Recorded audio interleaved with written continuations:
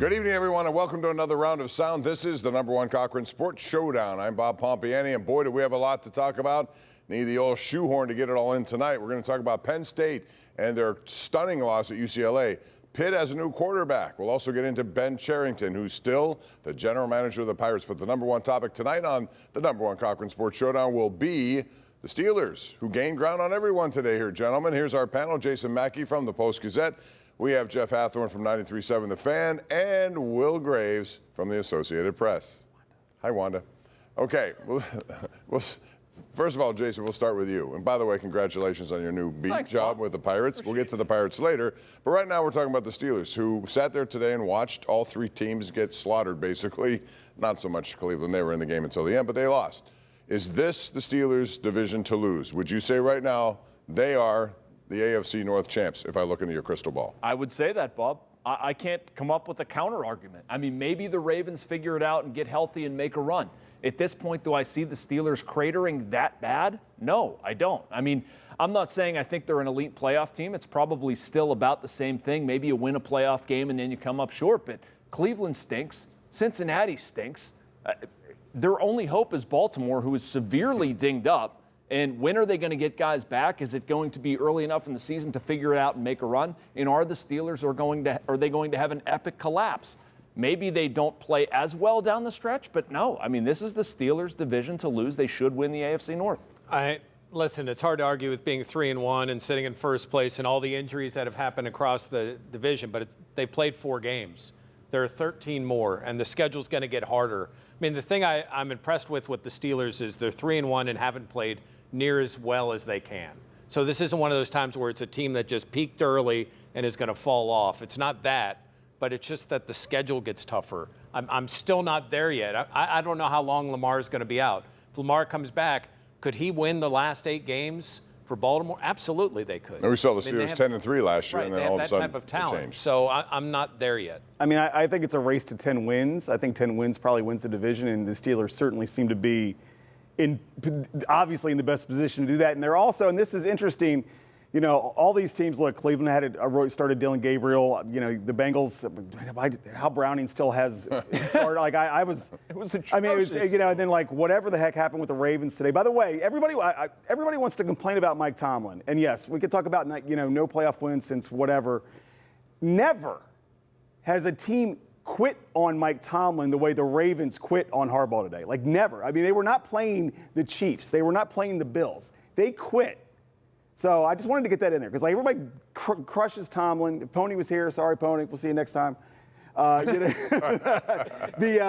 know, like, but like for real. Like that being said, Mason Rudolph's presence here, if Aaron Rodgers gets hurt, puts the Steelers in better position than with you look at the backup position of the other three teams in the division. It's suboptimal, right? Yeah. So I think like they could absorb if Rodgers tweaks a calf and is out a month. I think like because of Mason, I think they could conceivably sort of play 500 football. And let's be honest, if they beat the Browns next week, go 4-1, and they go 6-6 the rest of the way, they're going to win the division. Yeah. So that's they should realistically be 5-1, but I'm always short of saying that because Thursday night football's been a problem, especially short week.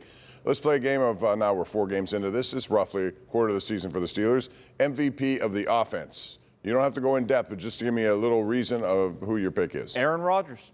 Aaron Rodgers, Bob. I can't believe we're sitting here saying it. I have enjoyed watching him play football. I have enjoyed watching him interact with teammates, how he conducts himself, the respect he commands in that locker room.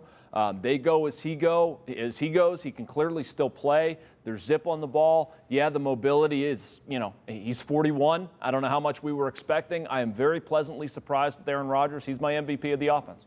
Yeah, I mean, it's nice to have DK Metcalf, but it's Aaron Rodgers. And it's all those things, and then the intangibles, what you see in the locker room, how he interacts with guys, how they love him, and how he's learned all of their names, and he can take jokes from them. Like, that presence is something we haven't seen in there in a long time. Yeah. If it's the same, you're not. No. I reminded me of an interaction I had with Mason Rudolph before the season started, but I'll save it for off air.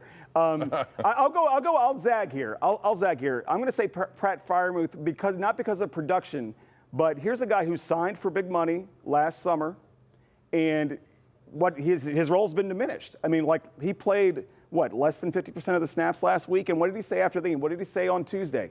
Look, this is what we needed today. We needed Spencer in there. We needed Darnell in there. Like he's taken on a diminished role. Jonnu Smith's now the guy that's getting the catches.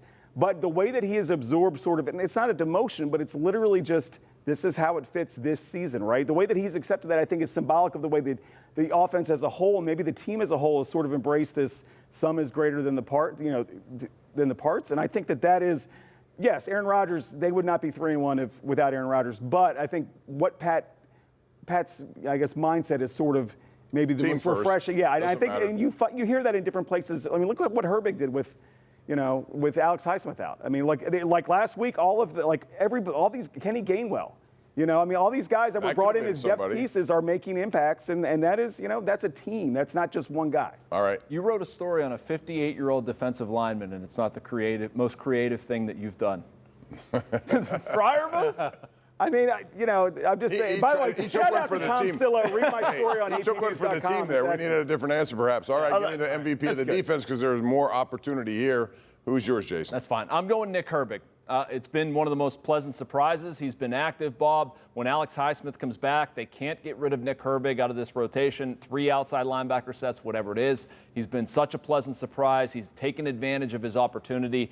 Some other guys, I think the guy Jeff is probably going to bring up is solid. If Cam Hayward, I can go with that, but I'm going Herbig. Love his productivity. Yeah, I'm going Jalen Ramsey. I think he brought that mindset to the defense. I know some of those guys have had that, but he brought that to the secondary. And I think, he's battled through some injuries, and he's still making plays. He's made some impactful plays. He's versatile in what he can do. Mine's Ramsey. I mean, I'll pick Cam then because are we still mad about the whole offseason thing? Are we over it yet? I think people are over that. I mean, I even was over. I think when we talked about it after it got resolved, I called it a complete waste of time. However, look, I mean, yes, he was rusty week 1, but I mean the fact he's active, he's noticeable. He's not. I mean, 35-year-old defensive tackles are not supposed to be as noticeable every week as Cam is. And to me, he's still sort of the splash comes from other places, but man, that guy puts in the work every week. Here it is. Real quick. And I mean real quick, biggest surprise, biggest disappointment for you? Biggest surprise, I guess I'd go, if I can't say Herbig, I'll go with Brandon Eccles. Biggest disappointment, I'm sorry, Will, I'd probably go with Pat Freiermuth. You're paying him that much money. It's not a criticism of Pat. I'd just like to see him used more. My biggest disappointment would be Roman Wilson, and maybe my biggest surprise would be Calvin Austin. I mean, before the injury, I think he's been better than people thought as the number 2. I mean, this sounds like a jerk thing to say, but almost because Calvin, it's promising for Calvin, but from a disappointment standpoint, when you see his size, you just oh man, can he stay healthy? And it looks like he's going to be out a while again. Disappointing that he's got injured again. That would be the disappointment. Yeah. Biggest surprise, I would say Aaron Rodgers. I'm not going to lie. I really thought that he was cooked. That's a good pick. I thought he was cooked. He wasn't cooked for now, and he's not going to McAfee. Thank God. Let's hope it stays that way. Mine would be Gainwell. I didn't expect him to be a guy who could get that many snaps and be that productive, but he was. When we come back, we're going to talk about the college teams and a lot of interesting stuff there. Penn State falls out of the top 25. We'll get into that and more as we continue right here on the #1 Cochran Sports Showdown.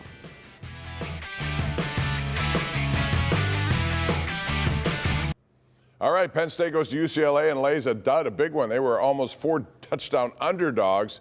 Jeff, I want to ask you about this because Penn State's a team that expected to be a contender in the national playoff. They still might be, but they're going to have to run the table to do it. People want James Franklin to be fired. Are you one of them? I'm not. The Ohio State guy does not want James Franklin fired. For good reason. No, I mean, look at his overall body of work. Look Plus at the buyout, level of right? recruits that he's brought in. What he needs to do is be more aggressive in those big games and stop playing so passive in those games. And then he laid an egg. He didn't have a team ready to go to UCLA, and it showed. That team got confidence. And the whole game I'm thinking, okay, Penn State's going to pull it out. Penn State's going to pull it out, and credit to UCLA. I mean, look, they talked before the season started about how this defense might be even better than last year's defense, right? That's what I thought. And, I mean, look, that was – I mean, when you're listening to the announcers, I was listening to the UCLA announcers. I was driving home from my kid's baseball game, and, they're talking about how they hadn't led all season, how they hadn't scored a point in the first quarter all season, and all of a sudden Penn State's down 20 points at half. We can point fingers at Drew Aller and what happened in the play calling in the last 2 minutes of the decision-making. The defense lost that game. if you want to, and you can't fire him, it's his first year, the coordinator's first year, but like, I would say that James is on he should be on a short leash. That's what. Big buyout. They won't do it now. I do want to fire Pomp. I don't understand what we're doing here. Why are we clinging to this? He's 4-21 against top 10 teams. It's the same story every year. And then all of a sudden he loses one of those games, and then he says he doesn't want it to snowball into 2, and it does. I mean, I'd give him the balance of the season, but unless there's some sort of miracle, I don't understand what Penn State would be clinging to. There is enough evidence here. James Franklin is not going to take them to the next level. He's just not. Why keep him employed? I understand the buyout. There has to be a mutual way. There has to be a way you can get with Franklin and say, you know what, this isn't working here. This is best for both sides. Let's figure out a way out.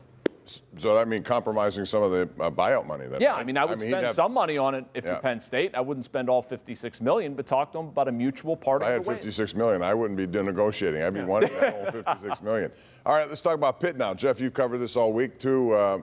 All week long, it was Pat Narduzzi saying, it's going to be Eli Holstein, it's going to be Eli Holstein. And then all of a sudden, this true freshman comes up, and Mason Heinchel was outstanding.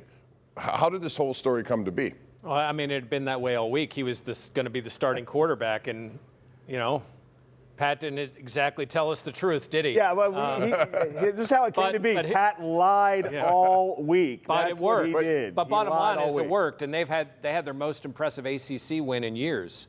And this kid looked awesome. I love the fact how he was able to scan the field. He used the tight ends. And I think this was the thing, and Kenny Johnson, the receiver, brought it up. He knew he didn't have to be Superman, so he wasn't. He just took what was there. And I thought Cade Bell did a nice job putting him into a game plan that got him set, and then he went out and made some plays. But what's interesting about this, though, and it'll be interesting to see how Pat navigates this going forward. And we're in the NIL era. Eli's getting some money to play football for Pitt. Right, he is, and look, he had a good season last year before he got hurt. Had some untimely throws in the first, but this is interesting. The pros, the coaches know the money situation, but their goal is to win games, and it doesn't matter. But this is new in college, right? And it'll be very interesting to see how, look, they got to go to Florida State this week. I'm sure that Mason, whatever Pat says tomorrow, I'm going to assume that a guy that throws for 300 and some yards and 4 touchdowns has earned the right to start the next game.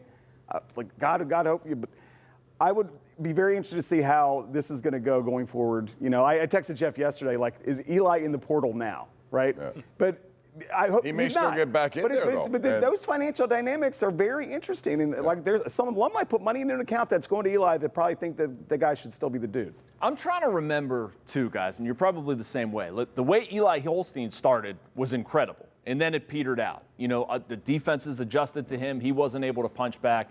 I know Mason Heinchel looked outstanding. I mean, that was the best I've seen a Pitt quarterback play since Eli before, and, best the young guy probably since Kenny Pickett. Right. Can he keep doing it? It's going to get a lot harder. Boston College was not very good.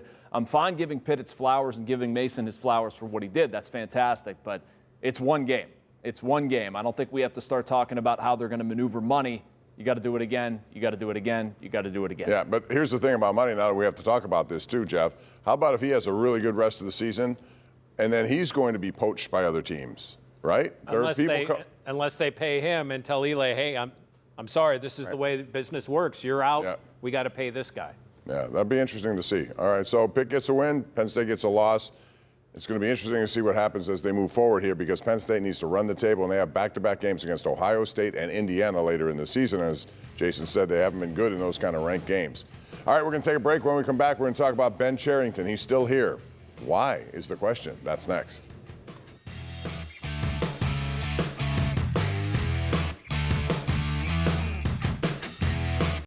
All right, we're back talking about baseball. There's postseason baseball going on. The Pirates are not part of it. And the question is, when will they be part of it? They're pretty much keeping everything in place as far as the management team. Jason Mackey, new beat writer for the Pirates, and the new and all. You've done it before. You're back at that gig. What's your read on Ben Cherington and why he's back? Because the numbers, as you suggested in the previous thing about James Franklin, the numbers here are not good. He's responsible for wins and losses, basically. I don't know, Bob. Next. Oh, sorry. I don't understand it. It's almost like Bob Nutting telling us performance doesn't matter. There hasn't been performance.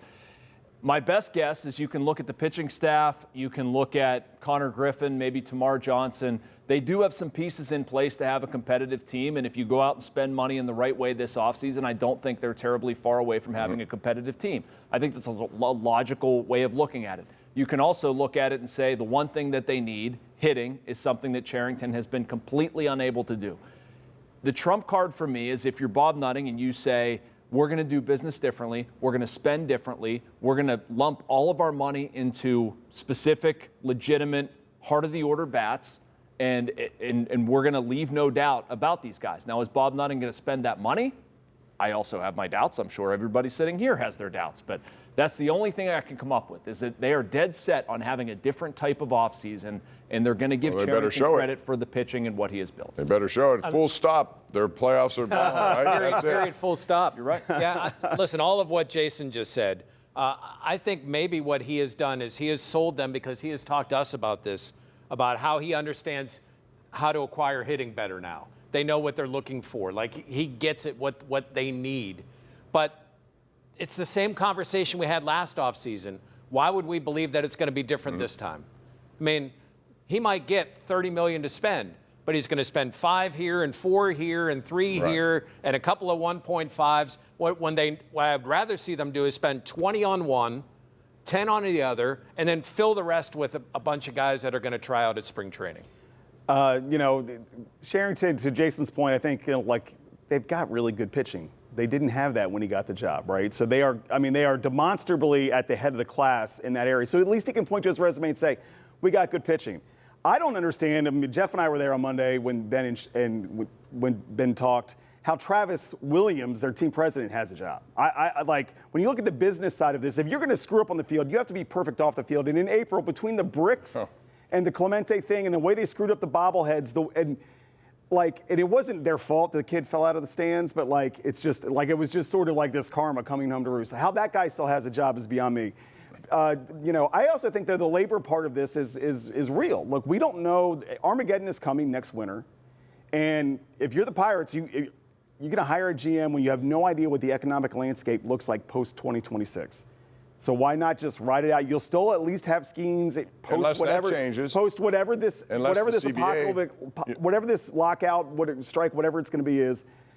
They'll have at least another season, maybe 2 of Skeens. So I think see what happens. They're going to see what happens this year, and then who knows what the landscape looks like. Okay, but how about the landscape includes players saying, okay, we're going to give you a floor and a cap, but we want arbitration to happen earlier, or we're going to make a free agency available at year 3. And then all of a sudden you inherit that, and Paul Skeens is no longer I don't think they'd do that, Bob. I mean, a cap and a floor would be great. I mean, that's what everybody's rooting for. I think they would very likely grandfather in the arbitration process. I do know that they're debating, or this is going to be a point of contention, can guys get to free agency after 6 years versus 5? Obviously, players would want to get there earlier. I don't think they're going to lose a year of control with Skeens. I think it would start with guys. But you don't know that for sure, though. I don't know it for sure, but I think it would be awful tough to say that, because, I mean, teams would come out of the labor disagreement and no longer have a player.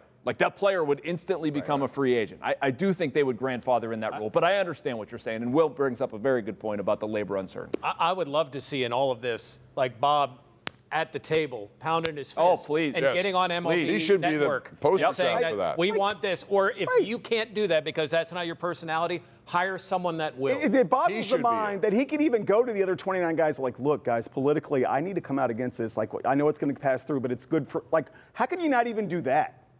What the Steelers did when the CBA passed in 2011, they voted against it because they didn't like the player safety stuff and the way that was the justice was meted out there, right? They did it was a symbolic thing. Why Bob Nutting didn't do that the last time is beyond me, but a lot of things Bob Nutting does are beyond me. He should and the be rest of us. Front and center on that. I totally agree. When we come back, we're going to talk about the Pittsburgh Penguins. They start on Tuesday night, and they have 2 teenagers on their roster. We'll get into that and more next right here on the #1 Cochran Sports Showdown.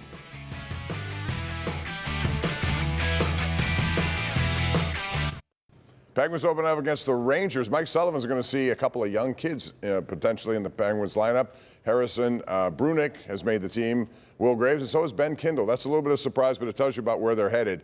So can they still be a playoff team even though they're trying a rebuild? They're doing both. Can they? I mean, look, they got 82 games to prove it. I mean, the odds are long. I mean, they are literally the 3rd longest shot on the board, which is something I never thought I would see while Sidney Crosby was still a Penguin. if Tristan Jarry, kind of gets it together and the guys in front of him, by the way, happy trails to Ryan Graves. Apparently, I'm now back to being the most unpopular Graves in the city. That's sort of an unfortunate development for me. But if they can defend and if they have to play with some energy, yeah, they could maybe be on the fringe.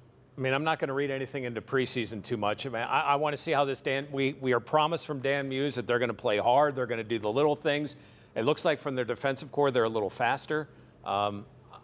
But they're doing one of the hardest things to do in sports, to thread the needle of being good now and rebuilding. Yeah, I love the long-term plan for Kyle Dubas, Bob, but I don't see any way they make the playoffs in 25-26. The depth is an issue. I like seeing the young kids up here, don't get me wrong, but I don't think they're in it. No. All right, starts on Tuesday night, the Rangers in Madison Square Garden, and then they come home Thursday, and then the Rangers back here on Saturday. Hey, listen, if you're in the market for a new vehicle, I want to tell you about something that you should not pass up. Don't settle for anything less than #1 Cochran Kia's clearly better car buying experience. Enjoy exclusive clear-cut pricing where you get their most competitive offer up front. Take advantage of exceptional lease and finance rates. They got them both. And then choose from a lineup of nearly 200 new models. Experience clearly better car buying at #1 Cochran Kia, in-store, online. It's cochrankia.com.